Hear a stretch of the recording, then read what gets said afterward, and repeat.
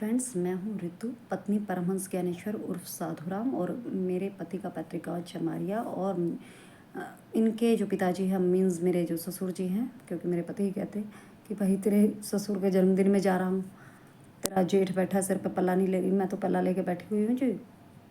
मतलब इतनी समझ तो मेरे घर वालों ने दी है, ठीक है। तो मैं पल्ला लेके बैठी हुई हूँ अपना सिर पे कि तो मेरे ससुर जी है पंडित गोपीराम शर्मा जी, गांव चमारिया से।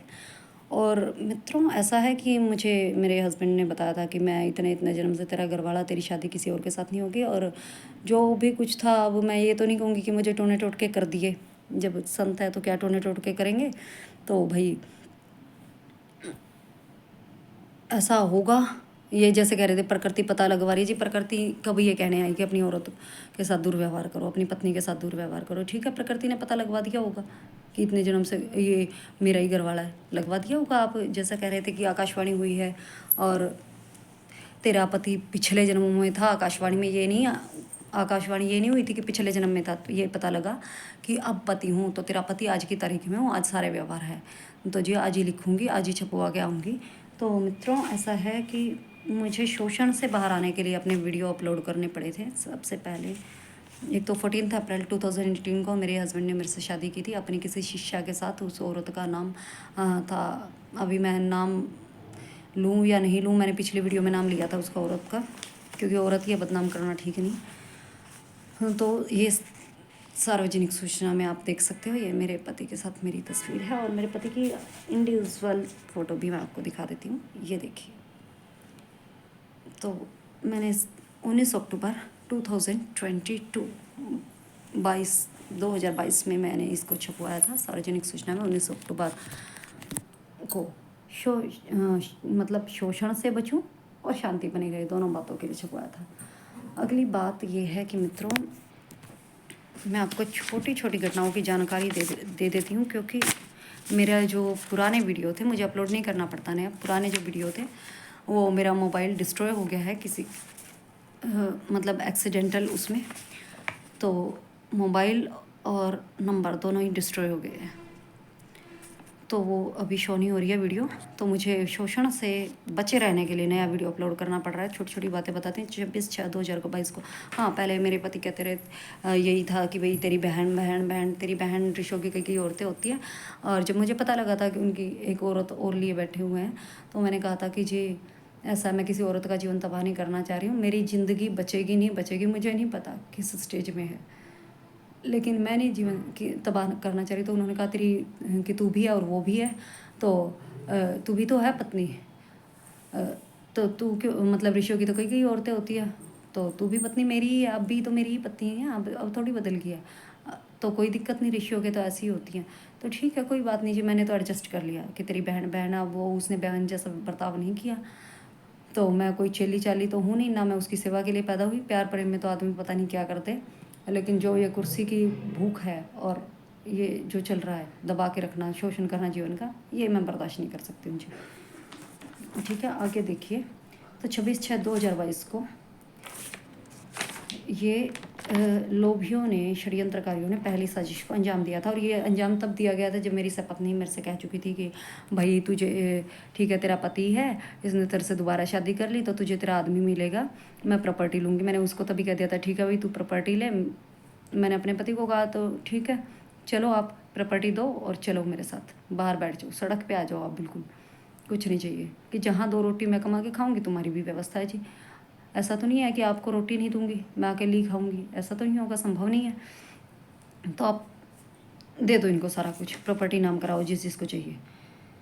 उसके बाद 26/6 को षड्यंत्र रचा गया, मुझे 420 से घर से बाहर भेजा गया।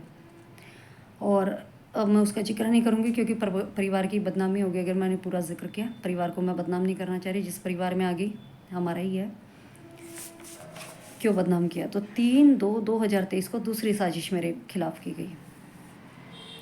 तब मेरी पत्नी ने कहा कि तू तो मेरी सपत्नी ने कहा कि तू तो क्या अखबार तक में छाप आई, तू अपने हक के लिए आज भी नहीं लड़ी है, अब भी लड़ना बकाया। भाई बिल्कुल लड़ना बकाया भाई, मेरे को अपने आदमी का नाम चाहिए, कि बंदे को पता लगना चाहिए इन्हीं की घर वाली हूँ, मैं कहाँ जाऊँगी।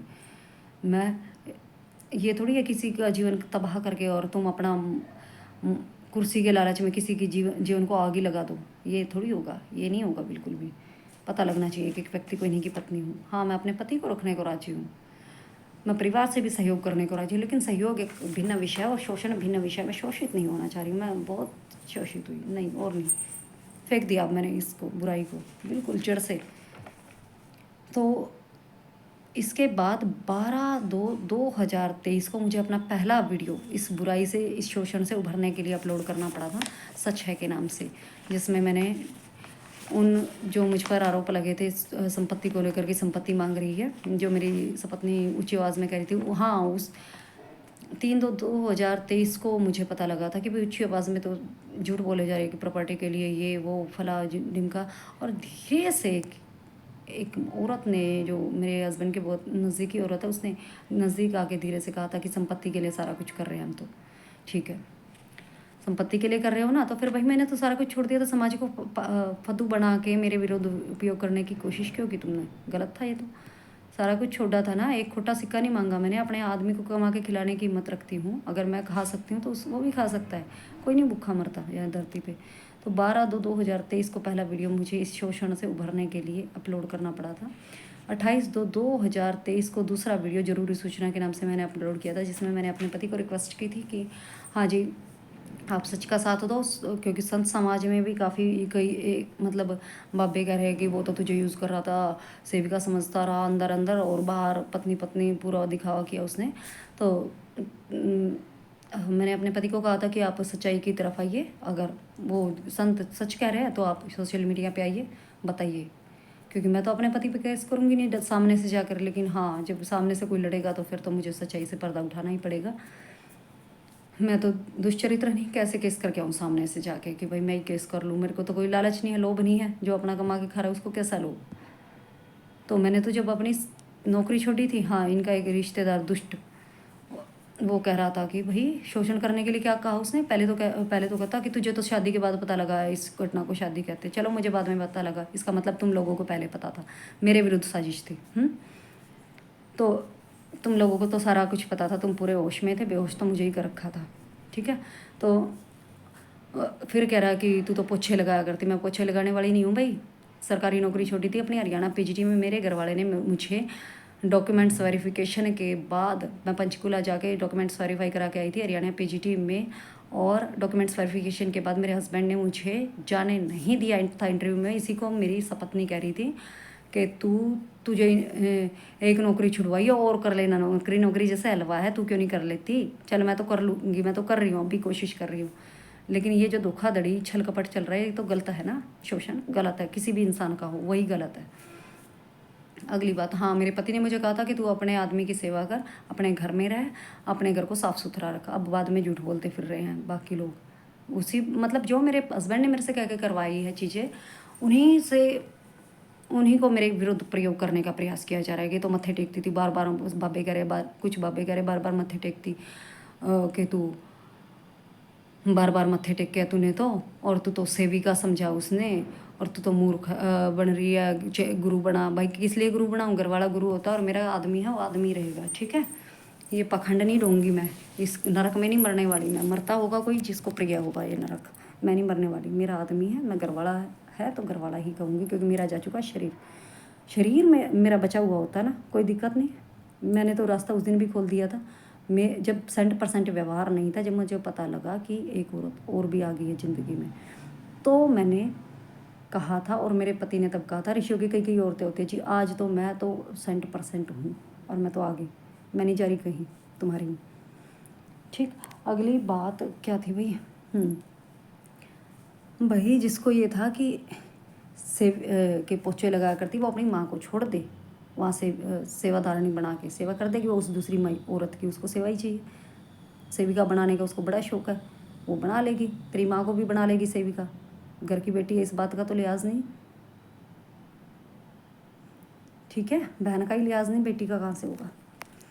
तो बना लेगी सेविका, दिक्कत ना माना। मैं कोई सेविका नहीं हूँ और ना बन सकती, ना मैं साध्वी हूँ, ना मैं सेविका हूँ, ना मैं भक्त हूँ, मैं कुछ नहीं हूँ। मैं हूँ घरवाली, पत्नी ओरिजिनल, और अगर मेरे पति इस सच्चाई के विरुद्ध लड़ना चाहे तो जी रास्ता साफ है, आप सोशल मीडिया पर आइए, बयान दीजिए, मुझे भी थोड़ी सुविधा हो जाए, आसानी हो जाए मुझे समझने में। नहीं तो मैं अपने पति की दिल से रिस्पेक्ट करती हूँ। मेरे पति मेरे पास रहना चाहिए, मैं रखने को राजी।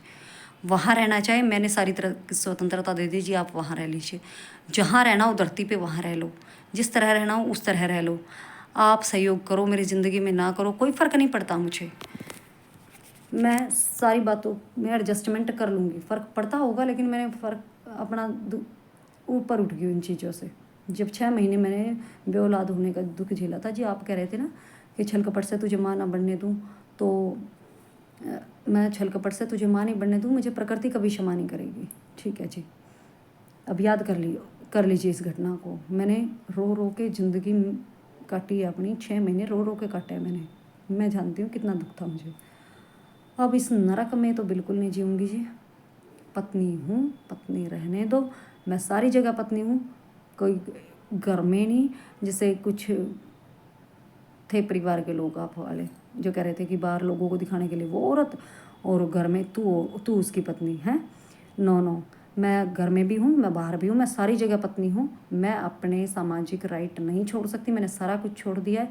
जो आदमी अपना कमा के रोटी खा रहा है, सरकारी नौकरी छोड़ दी, परिवार की में समझौते के तहत, वो आदमी क्या नहीं कर सकता। मैंने सारा कुछ, नाम पहचान सब कुछ छोड़ा अपने पति के लिए। लेकिन ये लाल कपड़े मेरा घरवाला पहनने को राजी है तो मैं आज पहनने को राजी, मेरा पति पहनेगा मेरे साथ तब मैं पहनूंगी, मैं नहीं पहनने वाली।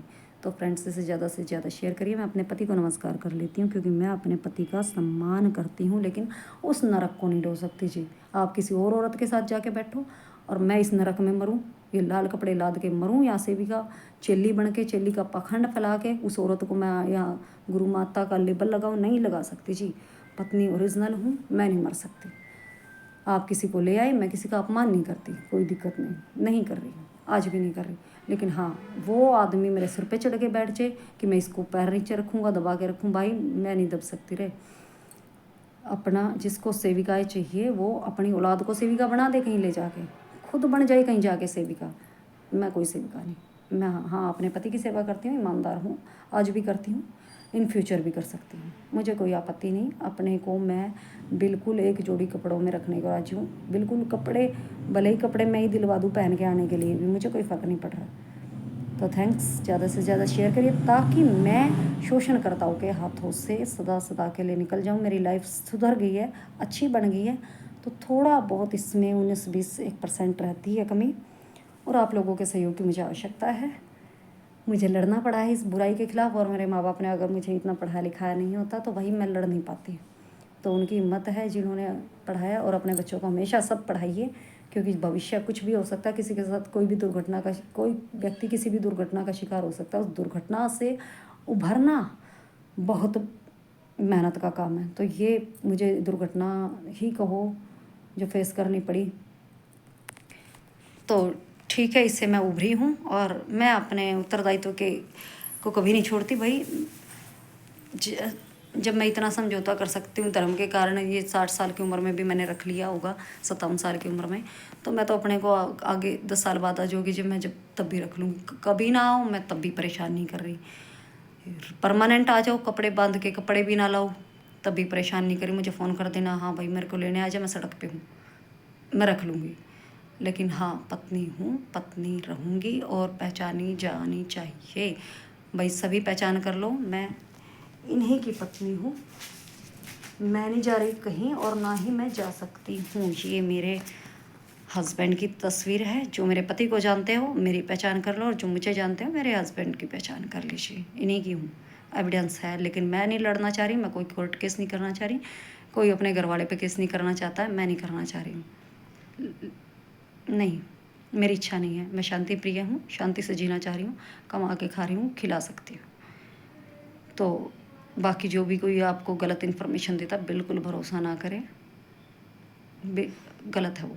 Thanks, bye, take care.